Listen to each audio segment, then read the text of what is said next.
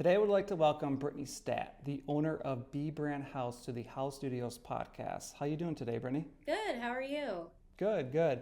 I'm excited to have you on because I've been seeing like all the cool things you've been doing with your brand and the industry you're in. Can you kind of, for people who don't know about you, can you talk a little bit about what you do and what sectors you're in? Yeah. So B Brand House started out as really a small freelance side gig.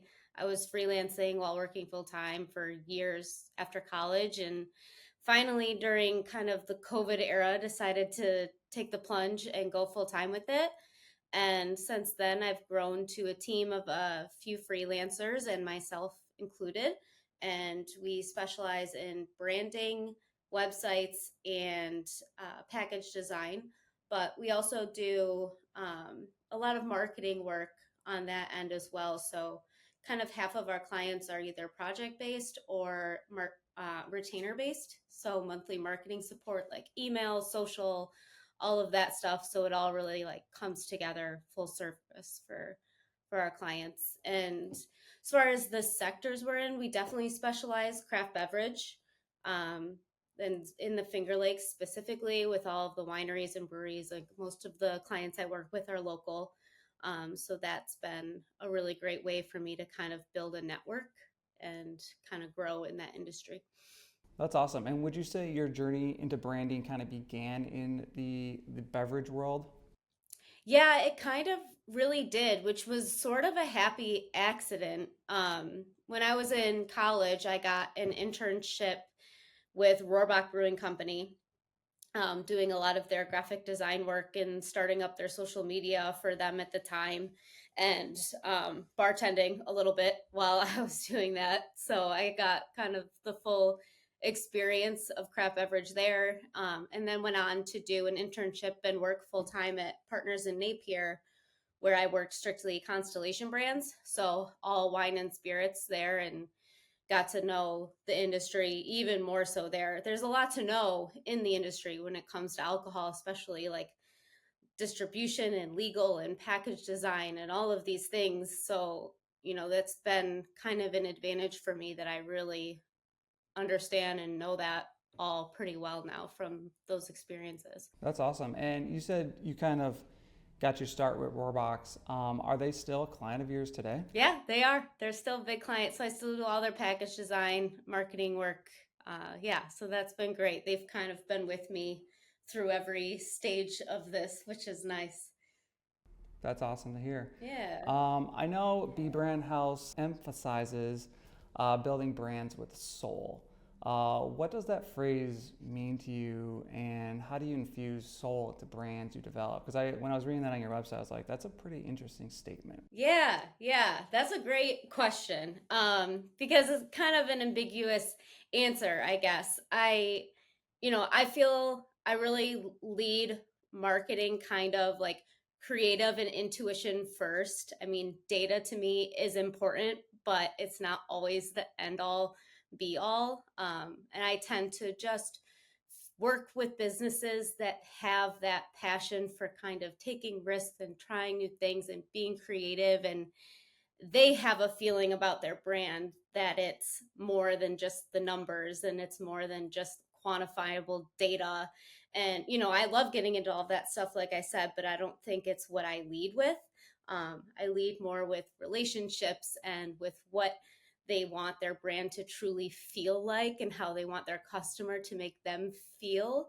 And I think that's where like that whole emphasis on the soul of the brand comes in, and really like making brands unique and really getting to know them as a brand and as people and that kind of thing. So yeah, I think it also lends itself to the industry I'm in, like being in with wineries, craft breweries, hospitality, um, brands that are more relationship based themselves with their own customers.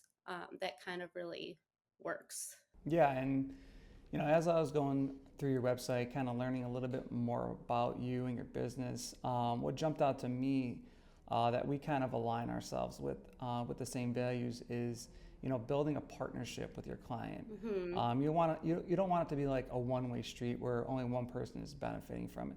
So when you talk Yeah. about values and being honest and caring, that definitely stood out to me, like I said, because that's kind of how we lead with our business. And I always tell a client, if it's not a good fit and you don't feel comfortable, or things aren't matching, it's better to just kind of walk away from someone, because you really want to be able to help someone Yes. to your fullest and build that relationship. And it sounds like you kind of lead with that as well. Yeah, absolutely. I am not the type of person that can like take the paycheck for what it is and like do the job and shrug it off. Like I care probably too much to a fault. I'm a Pisces. I'm a people pleaser. So I just really like feel passionately like I have to feel like I'm making a difference in order to want to do my job. Otherwise, if I'm not getting anything out of the client, if they don't seem to care or pay any attention to like what we're doing, then that makes it so much harder, I think, to do the job. So, yeah, having like that level of care match, I think is the secret to success for sure.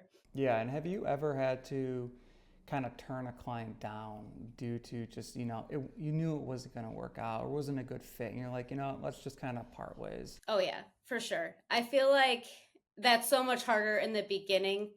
And now, into this 3 years full time, much longer part time, I definitely have like strengthened the intuition to know right off the bat if it's going to work or not. And there's definitely things I do, steps I take, questions I ask to kind of vet those things. And, I can honestly say every time I've set those things aside and say, oh, I'll give it a try anyway, it doesn't work out. Definitely not.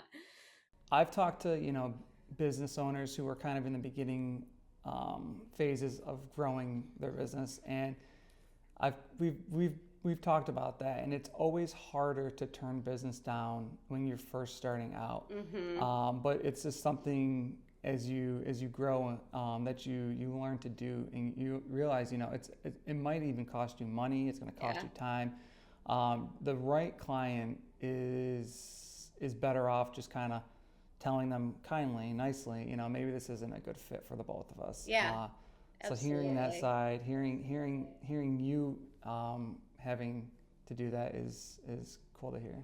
It's still tough today. It's not easy. It stresses me out. And the reactions are always varied. It's very surprising because sometimes you think maybe they're the ones that are very apprehensive to working together.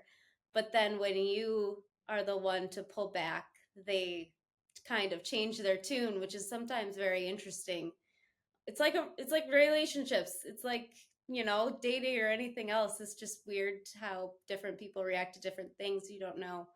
But yeah, I think finding that fit is important. Even something as simple as, I have a fairly obnoxious contact form on my website that I make everybody go through to start a project with me. And like that's on purpose. It asks them those soul finding questions. And if someone were to go to that form to work with me and they get annoyed by the questions and they roll their eyes and they don't want to bother to fill it out, and I can see that they've just like they'll put NA, or they'll just copy and paste like 3 words into every answer, like not taking the time. That to me is like a first indicator of like, okay, you don't really feel the same passion about this that I do. You're not going to maybe have the same perspective that I do. We're probably not a great fit if you're already not invested in a form, you know? So that's just one of the things. Yeah, you're putting a lot of time, a lot of effort. This is your passion, so you want your client to take what you're doing seriously, and vice versa. So that's really cool to hear. I like that form idea, actually. Yeah, it's a great way to read people. Because then on the opposite end, I get people that they put so much thought into those answers and it's so interesting to read. And like you can just tell that they're like ready to do this and have questions and have thought about this for a while and are very serious in taking this next step. And yeah, I find that it works. even just that is totally reflective of how they're going to be as a client moving forward. Yeah, that's awesome. And I kind of wanted to touch back on the craft beverage world because obviously that's where you got your start.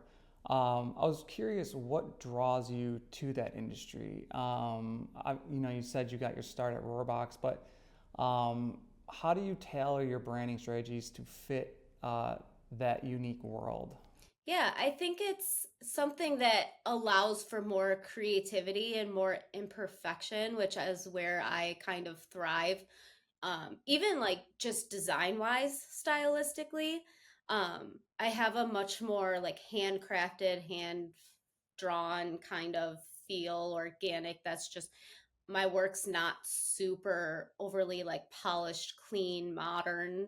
So, aesthetically, my work just kind of fits more naturally with those types of industries. Like even specifically agritourism is another thing that I do. I work with a lot of farms that kind of my work lends itself to that. And like, I think that's what their consumer is kind of drawn to and attracted to. And when it comes to that industry, like something like the visuals are, I think, a little bit more important than other industries. You go to buy a craft beer or wine at the store, and the artwork on both ends is crazy now. How do you stand out? How do you make your brand look different on the shelf and not blend into the chaos that's become the massive, shelves and shelves of products? So I think because I'm kind of design first, like I'm, a graphic designer by trade, but kind of more self-taught, marketing minor kind of secondary, um, leading with like the visuals and the psychology behind it just works with that industry. Um, and I think, yeah, it's kind of a bit of trial and error. Like it's interesting. I feel like I came up around the same time as like craft beer specifically blew up. And so it was like trial and error for everyone. And I was learning with the industry, and that timeline like worked out so nicely. I was able to really like take risks because they were willing to take risks because all of these changes were happening. And I learned a lot like from that. So Yeah, I mean the craft beverage world, especially up in our area, has exploded. You walk into Wegmans and it's like a giant aisle of just. Sometimes it can be sensory overload yeah. with all these graphic designs, and I've seen your work, and it really does fit nicely into that world. I didn't know you worked with farms. That makes complete sense to me because I Yeah. can see a lot of these like farm to table Mm-hmm. farms, kind of leaning more towards the style that you do. So that's super cool to hear. Yeah, yeah, that's fun work to do as well, for sure. And you talked a little bit about your team of you have a small group, Hmm. and I think that kind of lends itself to what you do because when you get into these bigger companies that have 50 plus workers, you kind of lose that attention to detail and that care. Yeah. How does this structure benefit your clients, and are there any challenges and advantages that come with leading such a team? Yeah. Yes, yes, all of the above. Still figuring that out, to be completely honest with you. But I have to say, I think for the moment, I'm happy with how things are, and I like the size that we are, and I like our systems in place. You always have this like, I'm sure as a business owner, like I want to scale, I want to grow, I want to be huge. I could run this 20-person agency and get an office, and then you take a step back and think like, is that what I want? Do I want that kind of work life balance versus kind of the more flexibility that we all have now? It's something I just think about all the time. But yeah, I have three freelancers that are all part time that work for me right now. Some of them are more on the marketing side and like content marketing based, and some are more on the design side. And that's kind of how I hire and how I assign them to clients. So they work much more with the monthly retainer clients because it's valuable for them to get to know them and everything. And then I kind of more take on more of the project based work, is kind of how the system is set up now. check in with them on the monthly stuff, kind of like oversee it and have them really run with it, which has really worked out nicely. It's a good system. And yeah, I've enjoyed it, like having it not be just me. That was a big plunge that I took probably 2 years ago now. That was very scary to me. Um, Letting go for one. And I think, in the beginning, I was so set on like, oh my gosh, like hiring someone sounds so terrifying. Like being financially responsible for someone, like to take the risk for myself is one thing, to take risks for other people's livelihoods to me is still like a very scary thing. So I'm much more comfortable like hiring at a freelance level where you don't have quite that like intensity of like the responsibility of this other person. Um, and it's worked out. I think there's the freelance space is growing. Everyone's looking to freelance now. So there's so many people out there that want to do that style of work, which is great. I think that's only going to get bigger. So that definitely kind of works to my advantage right now. And I think it's kind of how I want to keep it. So, Yeah, and I think it helps you that we have, RIT right down the road. yeah. And I believe you went to school there, Yeah. correct? Yep. Yep. I went to school there, adjunct there a little bit. So, yeah, that's definitely there falls into that field for sure. Absolutely. And I mean, I went there for photography, so Nice. I kind of know your world a little bit. I think it was in Yeah. our building, Yeah. but it does help finding good people around here. And to Yeah. your point, you don't want to grow too big too fast, and a lot of Hmm. companies do that, and usually the product and the service suffer. And it sounds like what you're doing is the right way. You're kind of figuring it out and doing it at a pace that kind of works with you and your clients, and kind of growing your business gradually. So Yeah. that's pretty cool to hear how you're managing your business right now. Yeah, and I would say like for clients, it is kind of a sweet spot. I don't think there's many out there right now that are the same size and setup as myself. You get a lot of the bigger agencies that are much more, expensive and full service and just a very different experience than myself. Or you get, your individual freelancers that are maybe a little bit more limited in what they can do and what they can take on. And I kind of fit in this like gray area in the middle that I think really works for a lot of the size businesses here in Rochester. So it's a nice little pocket too. Yeah, absolutely. And obviously, in the beginning, you're balancing all these different roles. You're kind of doing everything yourself. Has, the stress kind of, have you been like able to breathe a little bit hiring a few new people to your team, or has it been Yes. tougher trying to train them or manage them? Like, which one would you have preferred? Much more positive than negative. There's challenges, like you say, with anything, but it's been a huge relief. Like I should have done it, honestly, probably sooner than I did. And credit to, I give this advice to anyone. I hired a business coach about 2 years ago who helped guide me through all of these changes. So shout out to James Martin on Instagram, made by James. He's amazing and really helped me with the more of the business end of things and how to hire and how to set up these systems. And that was huge. You can't do it alone. You can't. I feel like I had gotten to the point where like teaching myself how to do this stuff, I was plateauing. I knew everything I could know without extending out to other people.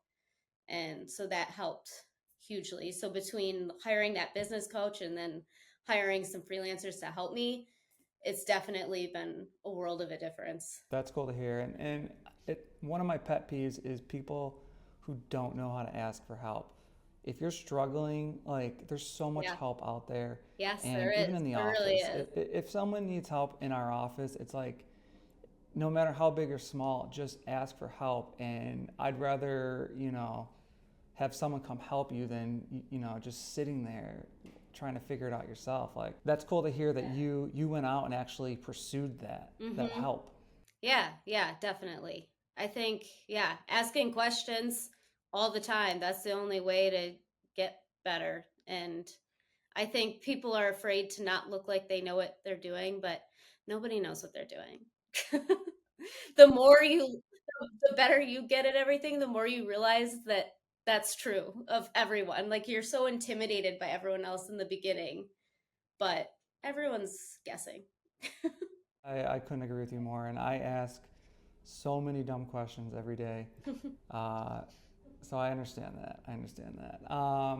I wanted to talk about your Hi Ho newsletter because at first I was kind of confused by it, and then I was like, this is really cool, and I really like the play on words. So kind of what inspired you to start that newsletter, and how does it connect to your audience on a deeper level? Yeah. So kind of like two reasons that I created the newsletter. Like one on the business side, which I would give this advice to any business owner. We depend so much on social media. I actually kind of have a slight disdain for social media, even though I know it's important and it works and it's effective. It's kind of, you don't want to put all your eggs in one basket. You never know what's going to happen. Like Facebook Meta could shut down one day. And if that's where all of your marketing is and all of your audience is, and that's the only place, that's really scary for any business, any industry, no matter what. Especially in hospitality, social media tends to be the key marketing there. So having an email newsletter is another way to reach out to people. And, for my clients, I've found it to be very effective. Like the return on investment for like selling is way higher on email than it is on social, because if somebody follows you on social, like that doesn't take much. That's a little click. You're one of thousands. They may or may not even see you in their feed. But to sign up for a newsletter, like you care a little more about that brand. You're a little more invested. You're a lot more likely to take action, all of those things. So I've always like been a big believer in email marketing, and then realized I wasn't doing it for myself, which I was like kind of hypocritical. So I decided to start one for all of those reasons, and like thought a lot about how I wanted it to look. And the kind of high low thing came from, it's something my family always does. So like you play high low around the table, like what was your high of the day, what was the low of your day. So it's kind of just a fun way for me to talk about like what I'm observing out in the world, because that's what you do in marketing is you're looking at trends, you're seeing what people are doing, like seeing how things are changing all the time. So I'm very observant all the time, and it's kind of a fun outlet for me to talk about those things that I'm observing and trends out in the world and that kind of thing. So it's like it's different content than what I'm sharing on social too, which I think is part of the draw. It's a little more like blogging diary type based than like just sharing my work and stuff like that on social or sharing tips. Very different. So, which I think is important for anyone, yeah, to make that difference, right? Because otherwise, why bother if they're getting the same thing from you off their social that you are on the email? Then there's not really an incentive there. So yeah, that's been a fun thing, that kind of a little project for myself that I get to do. Yeah, no, I love it, and I love the name. Yeah. I'm pro newsletter, so I'm not subscribed to yours yet, but as soon as I get off this, I'm gonna go subscribe. That's really cool to hear, and I like how you integrated some of your family traditions and Yeah. kind of how you guys talked at the dinner table. Yeah. It's an interesting way to like start a conversation, right? Like going back to the whole like idea of having soul. Like it's a much more interesting question than how was your day? It kind of like just creates more conversation, funny things. So that's kind of the goal of the newsletter. Absolutely, absolutely. So looking ahead, where do you envision B Brand House in the next 5 years? Are you in new industries, offering new services? What do you envision? Yeah, I think expanding industries is something I'm always willing to do and love doing. I love to learn, so I feel like that's always a challenge for me, to kind of really get to know somebody's business and get to know their industry and stuff. Um, so that's kind of happens organically, I think, a little bit through referrals and such. Like feel like the other space I'm kind of slowly, naturally gravitating into right now, just because of organic referrals and stuff, is the like interior design construction businesses, which is really fun to kind of get to know. Um, but as far as services and things like that, I think it's more fine tuning what we're doing now. I think I like where we're at, which, is, yeah, sometimes that's hard to say or to admit. Like you want to grow, but not that's not always the answer. So, and then to get really personal, I'm very pregnant right now. So that's been a whole other, challenge of what does this business look like in a year? And as a business owner and taking maternity leave and balancing everything, I think that's something that I'm going to have to learn as it comes here, and a totally different challenge. So I'm kind of just looking to refine and keep things going and keep my clients happy. And that's really my goal right now.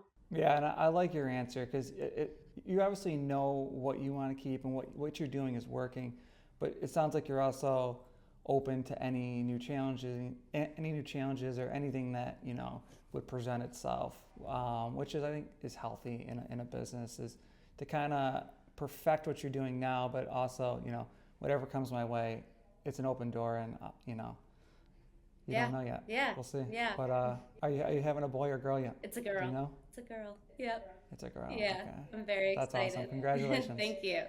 So my last question for you is, and I'm sure you don't want to give too many secrets away. I'm an open book. I don't keep secrets. You're an open book. Okay, perfect. So anyone aspiring to do what you do, what advice would you give? What's like a hard lesson you learned that you can kind of be like, don't do this? I can't think of anything not to do, because to be honest, the mistakes you make, you learn from those too, right? So I would say the opposite, do everything. I think the number one thing I always tell, like when I adjunct with my students and everything, is kind of what we talked about earlier. Ask questions all the time. I feel like that is how I kind of gained my business sense and like was able to do this. I've always been the kind of person that needs to know why. Like, if you tell me to jump, I'm not going to jump until I know exactly why we are jumping. And that's like gotten me pretty far. I think like that mentality of like needing to learn.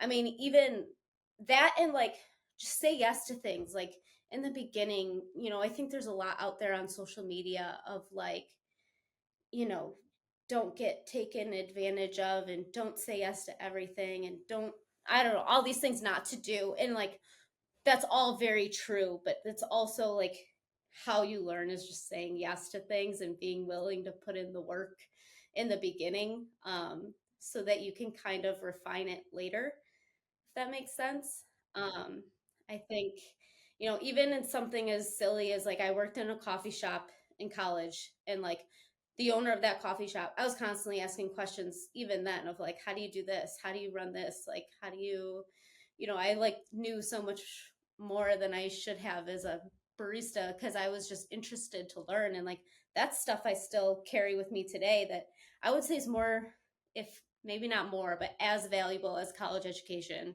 is like the stuff you learn in those kinds of jobs and those internships in like the real world, is like where you really like get to that next level. Like a classroom will only take you so far. In my early stages of photography, when I was still living at home, it's a hard pill to swallow if you can't, but doing things for free, like, Yeah. I know people tell you don't do things for free, but really it's the only way you're going to learn. I was shooting weddings for free, portraits for free. Yeah.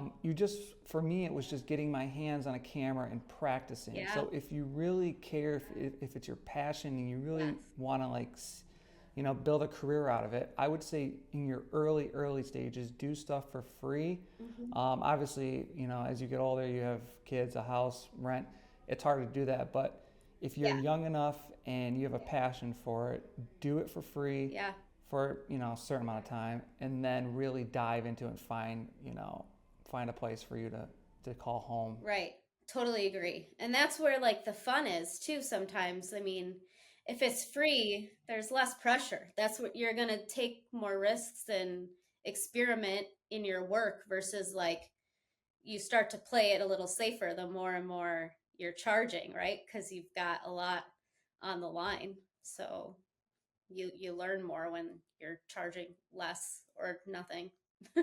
So for anyone looking to get more information on Brittany and your business, B Brand House, where can they find you? Yeah, I'm probably the most active on Instagram and LinkedIn as well. So it's Brittany Statt and B Brand House on LinkedIn, and it's b.brandhouse.ny on Instagram. So you guys can find me there, and also the High Low newsletter is fun. So sign up for that.